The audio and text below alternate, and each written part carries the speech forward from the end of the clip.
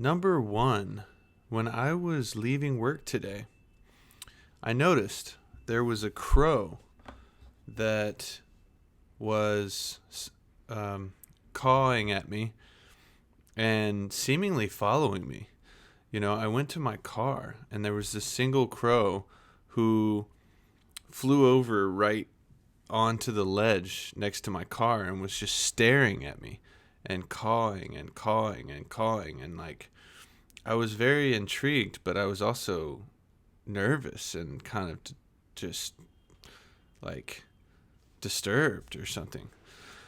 And so I sat in my car with my door still open, and I kind of had my head, like I was leaning my head out, and the crow was still just staring at me and cawing and cawing and cawing. And then I would close the door, and I had my window down, and when I would close the door and kind of like get out of sight, he stopped. And then I opened the door again and stuck my head out, and he started cawing again, and he was just staring. He had his beak pointed directly at me. Part of me thought he was going to attack me. So that was an interesting moment today. I wanted to make a video about something I've mentioned on a previous video, but I haven't made a full video about. And it's something that I am still exploring and trying to make sense of. The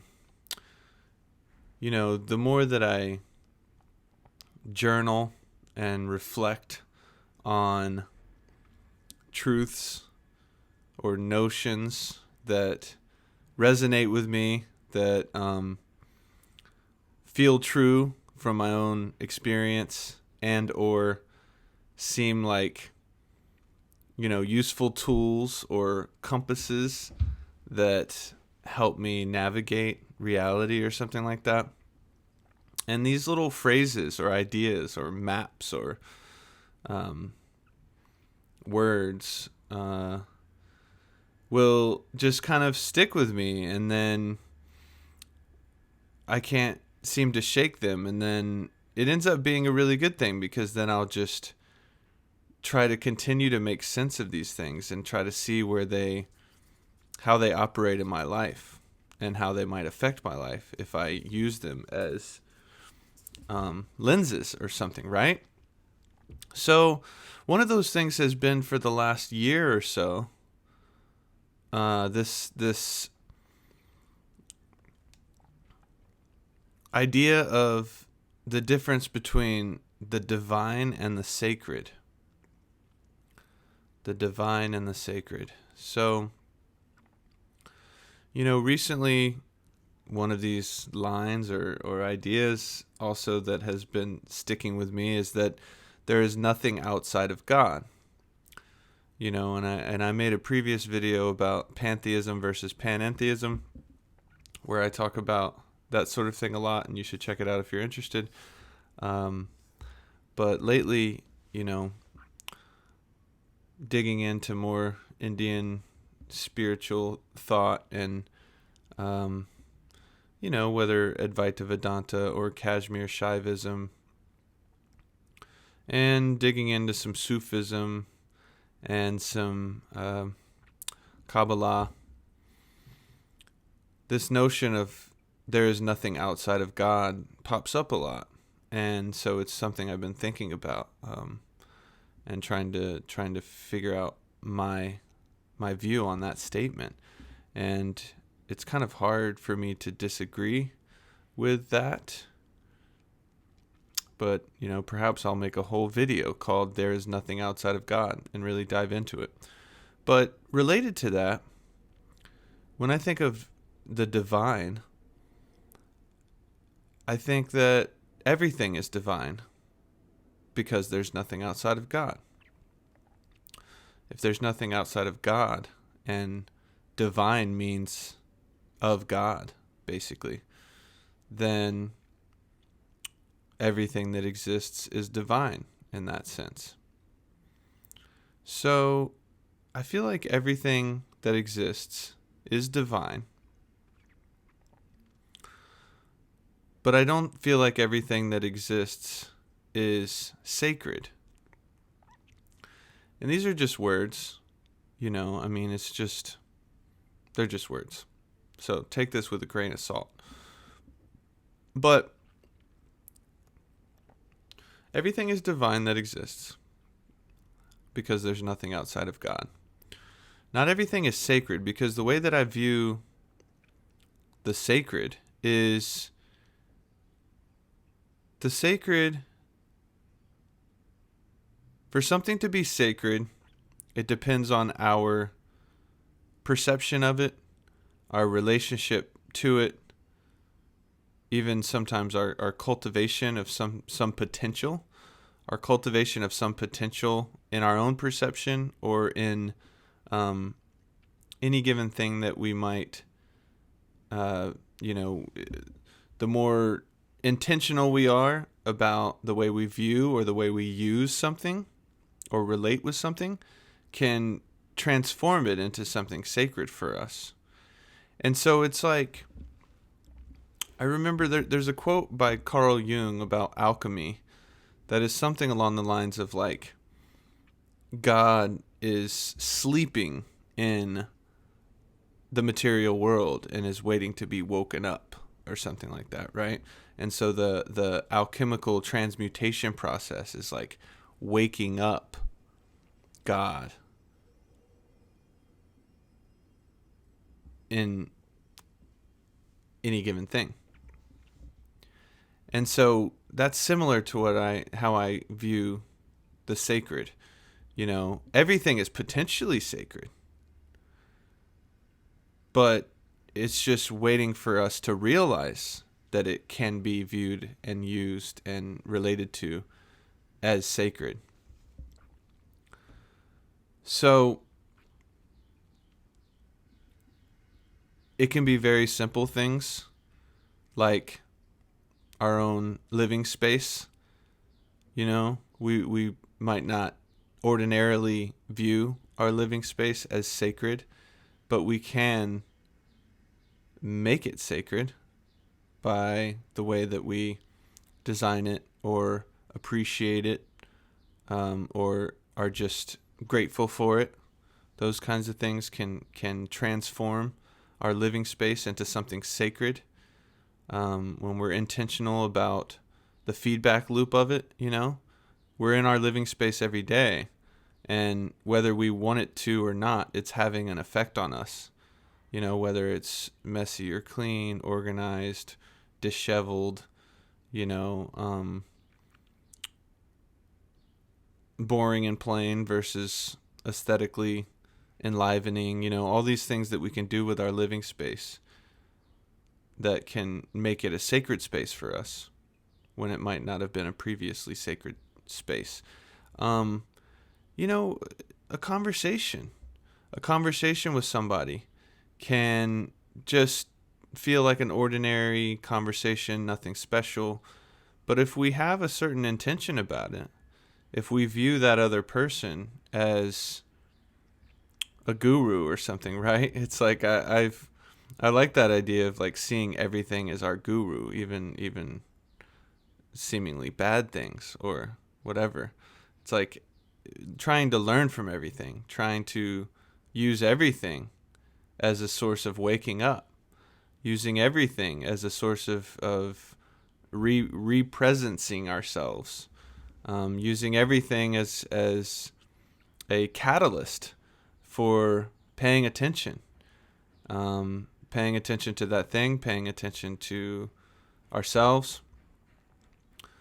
So everything can be potentially sacred, but it requires our attention. It requires our intention. So the sacred requires our attention and intention. And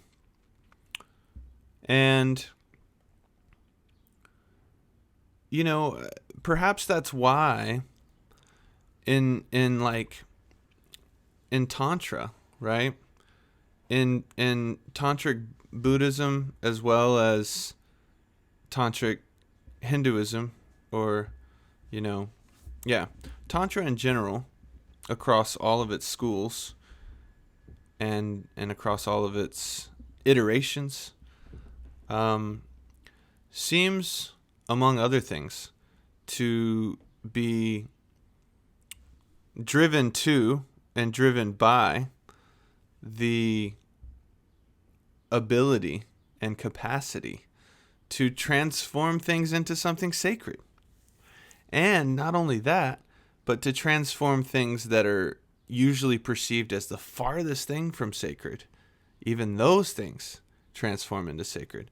So, in the tantric tradition, like communities that were vegetarians, for example, would eat meat as a sacred ritual because it was taboo and it was seen as non-sacred, but they were by their attention and intention and ritual, were transforming it into this sacred act. Same with sexual acts, same with consuming substances maybe that were usually seen as taboo, or things that were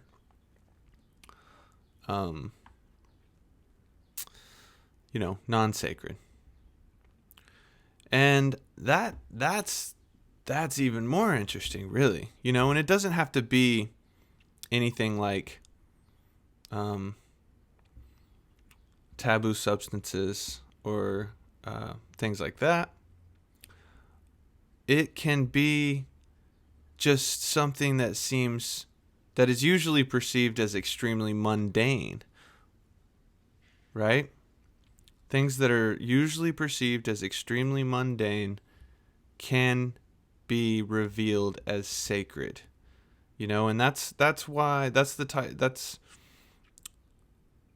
I like poetry so much, because poetry, one of its greatest powers is to transform the mundane, the seemingly mundane, into something sacred, waking our perspective up and our feelings up to the fact that it is sacred and it's not some dead, mundane, dry, lifeless thing.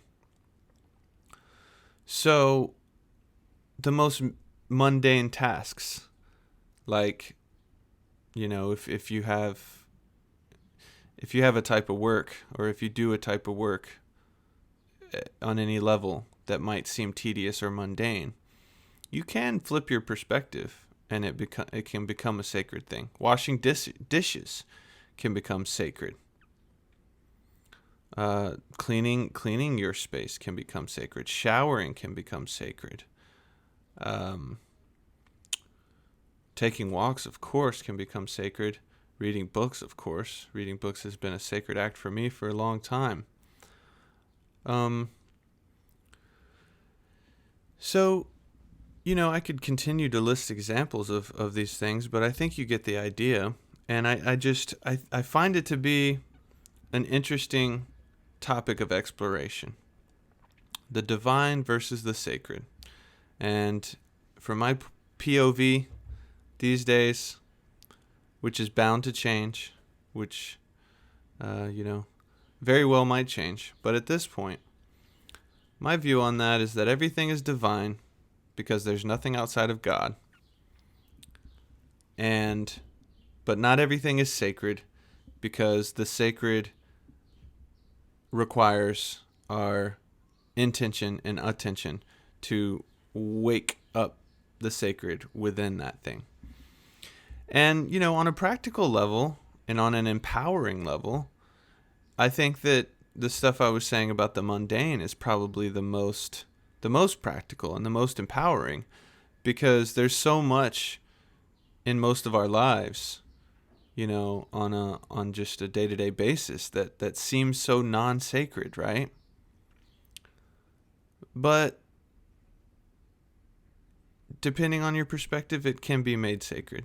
Even watching some show on Netflix, right? I mean, they're like, some shows that I've watched have felt extreme, the act of watching it and the show itself feel very sacred, because they teach me things. They challenge me.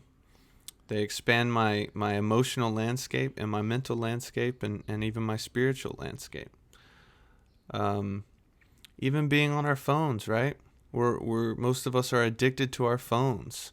And so just scrolling and endless scrolling and mindless addiction to our phones feels non-sacred, of course. And I'm not saying the addiction or the mindless scrolling is sacred, but the phone itself, and even the our time on the phone can be made sacred because it's full of so many different possibilities. And we usually, unfortunately, a lot of us have the tendency to just kind of go into this lower vibration and move through our days and use our phones and use all these things that we use every day in kind of just a very base level, and but we can use our phones to make all sorts of, to embark on creative projects, to look up any single piece of information that you would ever want to find. You can use your phone to find it. There's an infinite number of things that we can do with our phones. And so our relationship and our use of our phones can be made sacred. So hopefully that was some cool food for thought for you, something to think about. I'll probably make a part two at some point on this topic. And, so many of the YouTube channels, not so many, some YouTube channels that I watch regularly, some of them, will be kind of more like scholarly. Let's Talk Religion is a great YouTube channel. Esoterica is a great YouTube channel. And those are just two examples of channels that I really love, and the type of material that I'm drawn to, and the type of stuff I also want to talk about. But my videos are not as formal or scholarly as those videos, and that's intentional. I mean, I could change my approach and make them more formal and scholarly.